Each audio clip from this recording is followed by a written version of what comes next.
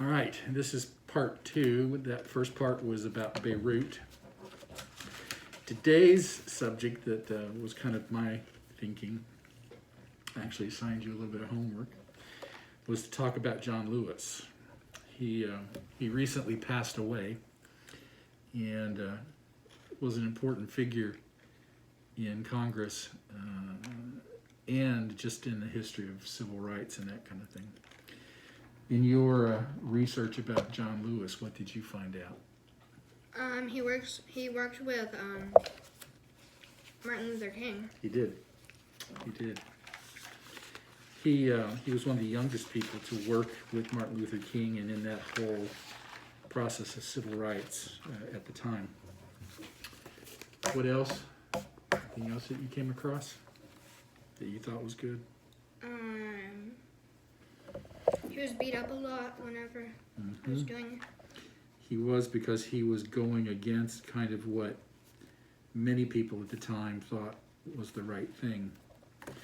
He had this concept called good trouble.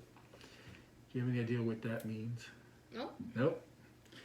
I liked it. I'm borrowing from a Brookings Institute article called "The Five Things John Lewis Taught Us About Getting in Good Trouble." It's by Ray. It's fairly recent, July 23rd of 2020. And John Lewis, not long before he died, was at the Edmund Pettus Bridge. That's the bridge where the march went across, one of the times that he was attacked. And on the anniversary of that, on March 1 of 2020, John Lewis said, "Get in good trouble, necessary trouble, and redeem the soul of America." And the march that he was injured in was called Bloody Sunday, and it happened on March 7th of 1965. So I would have been about 5 or 6 years old when that happened, so I don't remember it. I remember those times in general, but I don't remember that particular event, except from studying and learning about it. In that march, John Lewis was injured so badly, I think he was struck in the head and injured so badly he had to be hospitalized. And I liked his idea of good trouble, and we'll talk about that. What do you think the difference between good trouble and bad trouble would be? I don't know, really. I think it's the idea is choosing those things for which you want to make a stand and potentially get into trouble for.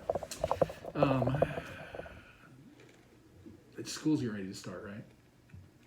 What I would like for you to do is to focus your ideas and thoughts as you go back to school on avoiding bad trouble and, if necessary, getting into good trouble.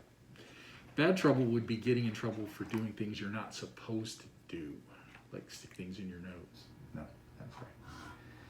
But so good trouble is speaking up, like if somebody's being bullied, speaking up for that person who's being bullied, if somebody's being taken advantage of, and that sort of thing.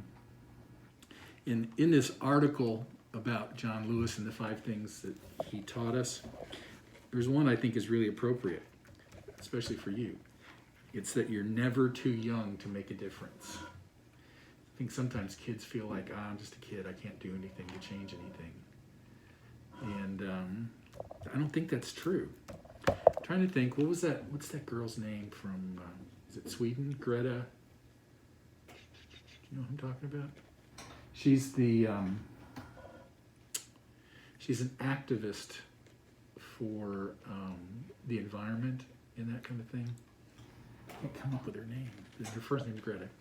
She's made a huge difference because people have come to know her and her cause.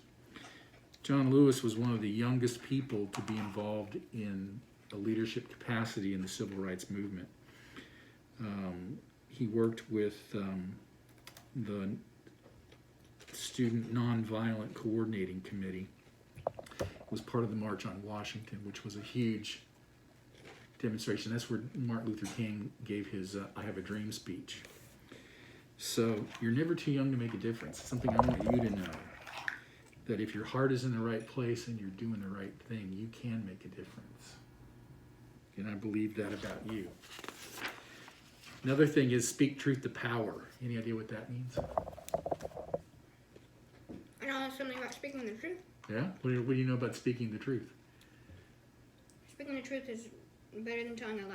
Yes, absolutely.